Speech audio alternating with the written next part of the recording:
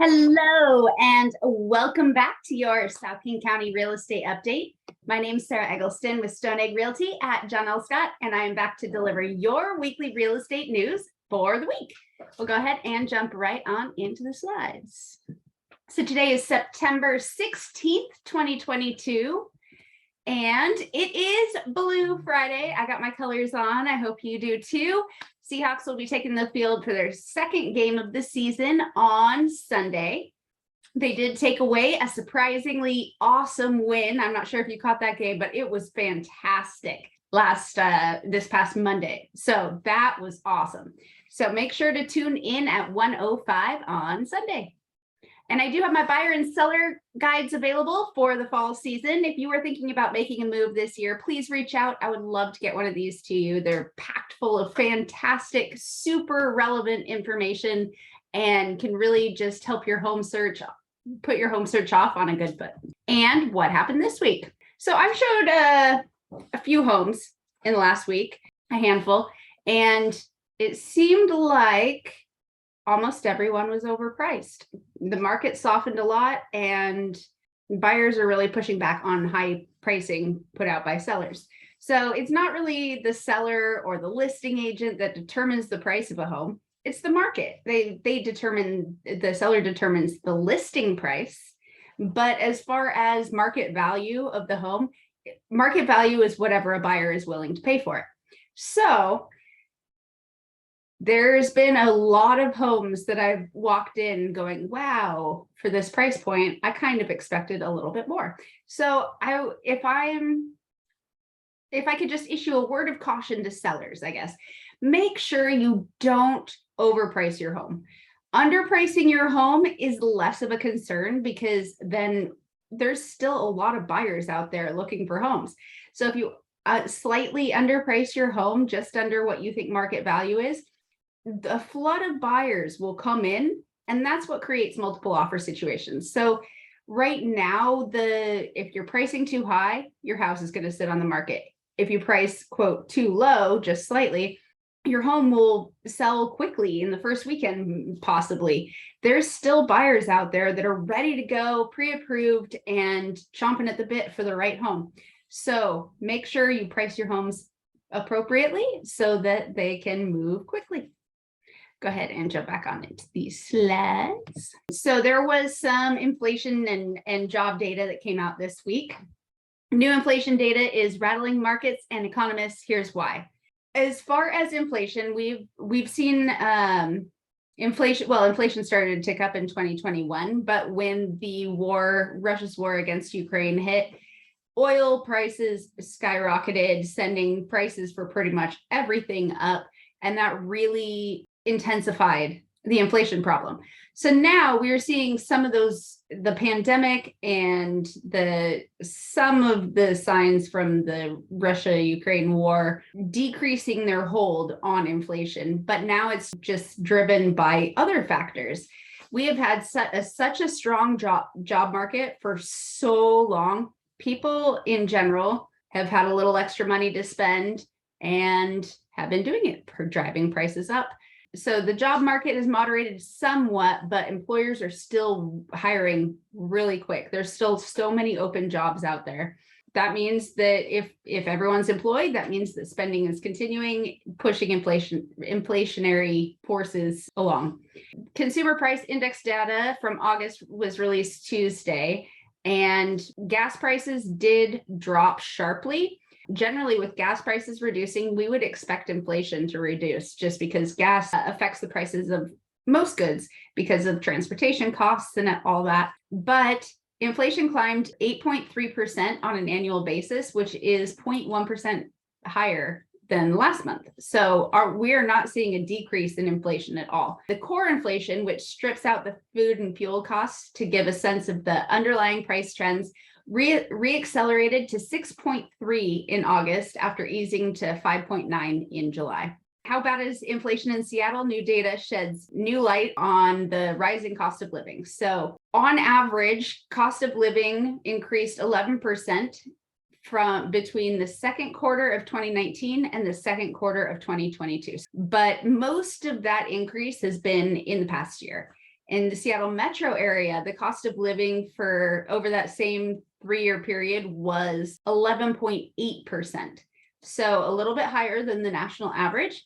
Seattle's cost increase ranked 53rd. Overall, the cost of living they averaged was $5,194 in the second quarter of this year, up from $4,647 in Q2 of 2019. The majority of that price increase took place in the past year, and rising rents continue to be a huge factor in this.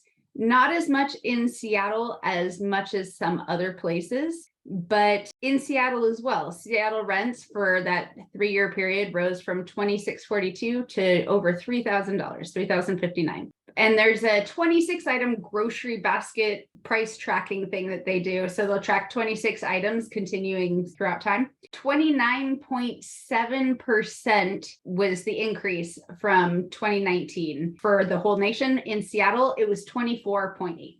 This was interesting. They had the least affordable cities. Here's a closer look at the 10 most expensive cities in the US, and Seattle came in number 5 here for most expensive cities with a change of 11.5%. However, you can see how different that is across the nation as far as how quickly prices are increasing or decreasing. And in our region, it's very similar. It's important to dive into your local area if you're looking to get stats on that specific area. Fewer Americans filed for jobless benefits again last week. So this is another thing that's driving the Fed to increase those rates for the Fed funds rate. If the jobless benefits are decreasing, then that means that we have a lot of people employed. And that is showing that our inflation is not under control. Unfortunately, we need people to lose their jobs and be looking for jobs before the Fed will stop the increase on the Fed funds rate. And unemployment rate ticked up to 3.7, its highest level since February. This is because hundreds of thousands of people returned to the job market. Some didn't find work right away, and so the government's count of unemployed people rose. And that brings us to our market stat minute. We had 946 new listings in King County in the last 7 days, 820 pending, and 617 sold. So we did tick up on all metrics from last week. And if we bring it to our local area breakouts, in Renton, we're pretty much neck and neck on new listings and pendings. Auburn actually has more pendings than new listings, but again, that's fairly close. Kent, again, more pendings than new listings, very close. Federal Way is where we see the greatest difference with 32 new listings and 24 pendings. So Federal Way has a little bit more inventory based on the amount of people shopping in that area compared to the other 3 areas in that region. And last week, we had our weekly average mortgage rate of 5.89, but we actually had a daily average rate of 5.97, which had come down from over 6% the day before. So if we bring it to this week, the headline is mortgage rates hit 6% for the first time since the 2008 housing crash. This is the weekly average mortgage rate. It's generally a Monday, Tuesday-ish, mostly Monday to Monday, Tuesday of the next week comparison. These are not pulling out all the details. If you just do a Monday to Monday comparison, it doesn't catch all the nuances of changes throughout the week. But they're saying in this headline that mortgage rates are over 6% for the first time since the 2008 housing crash. However, if we bring it to today's interest rate, we're at 6.35 from Mortgage News Daily, and they're saying 6% mortgage rates are old news. I have seen 6% mortgage rates almost every day since the beginning of September, 6+. I mean, I'm tracking the day to day, not the weekly average. But it was really surprising to see the weekly average alarm headline of hitting 6% for the first time. We did on September 1st and June 13th also hit 6%. So if we're looking back at our daily rates, we have hit those numbers before. Since we initially broke that 6% record, we broke that in June. We did have some really great recovery in July. August had an increase in sales, increase in buyer activity because the interest rates had softened quite a bit. But September, we've been in the sixes pretty much the entire time. So why suddenly the big news that rates are all over 6%?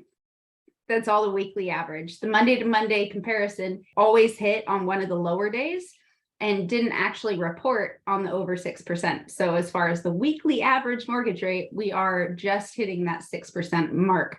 But honestly, we've been there for a couple weeks. So this is September 1st, the first spike up here on this last little rush. This was September 1st, and we hit above 6%. So pretty much we've been hanging out above 6% for the entire month. And this was last week. I wanted to show, I had mentioned this crazy drop in showing activity in North America. I was like, I'm really curious to see what's happening with that next week. But if we bring it to this week, they corrected it. They updated their data and it doesn't dip down like it did, like it showed it was going to last week. So it looks like we are hanging in our general pattern of showing traffic. It's just at a lower rate than it has been for the past couple of years. But showings are still above pre-pandemic numbers. This is for North America. And pre-pandemic, we were hanging out at like this right under 125 on the millions of showings. And so the 2022, we're still well above that.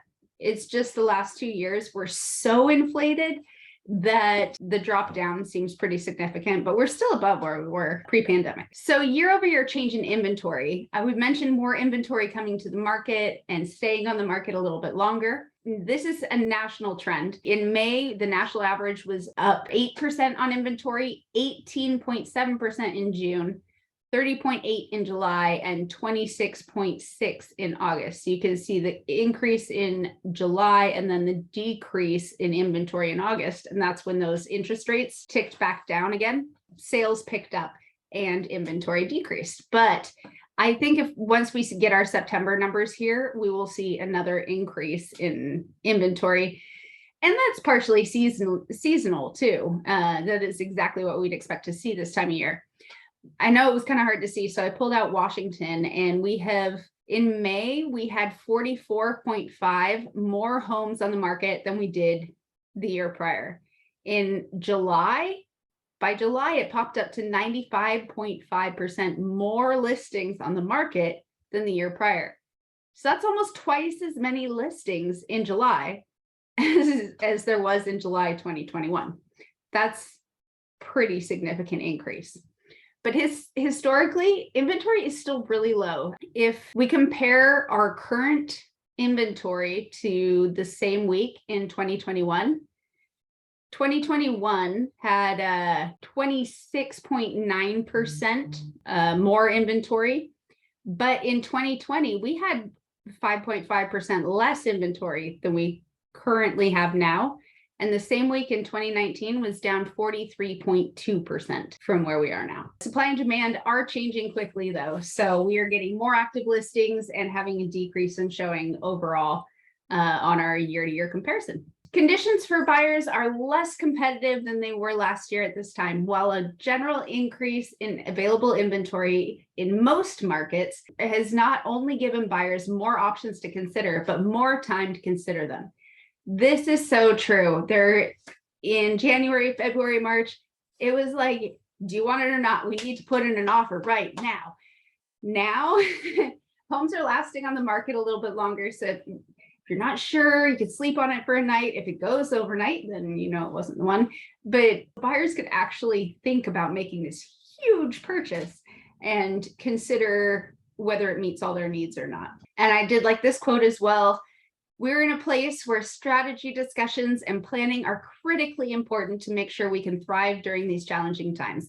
Stay nimble, stay informed, and remember, housing is traditionally one of the first sectors to slow as the economy shifts, but it is also one of the first to rebound. So if you would like to get in on buying a home and getting in on that rebound, let me know. I'll send you one of my buyer guides, or if you're considering making a move and selling your home, I have the seller guides available too for fall. So make sure to reach out if you would like one of those.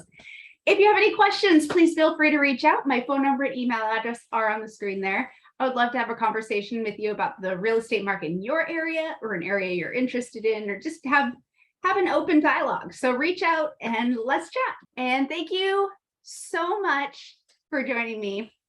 I will be back. Oh, no, next Friday, I will be off. There will be no show next Friday. We have our company golf tournament, so I will be out playing golf that day. But I will be back here the next Friday at 3 p.m. with your local real estate news. Thank you so much for joining me, and have a fantastic week.